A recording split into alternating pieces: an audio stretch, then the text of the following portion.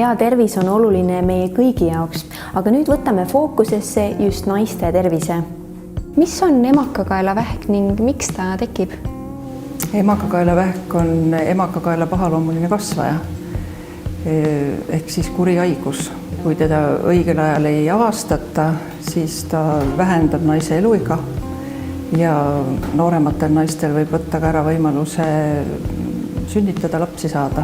Emakakaelavähk on selles mõttes niisugune huvitav kasvaja, et temal on teada tekitaja ja tekitajaks on inimese papilloomiviirus.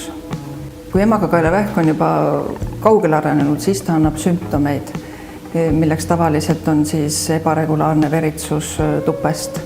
Aga algstaadiumis emakakaelavähk või veel olulisem emakakaelavähi eelsed seisundid üldjuhul sümptomeid ei anna. Aga kuidas sellisel juhul ennetada emakakaelavähki? Esimene võimalus on vaktsineerida ennast papilloomiviiruse vastu, mille sihtrühm on siis meil Eestis noored tüdrukud 12. eluaastast ehk oluline on see, et see vaktsiin teha enne suguelu algust, et ta oleks efektiivne.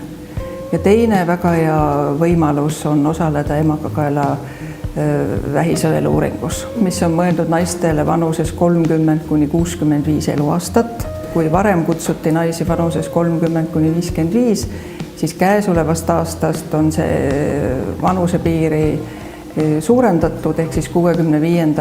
eluaastani ja kutsutakse naisi iga 5 aasta tagant raviasutusse andma emakakaela pealt proovi.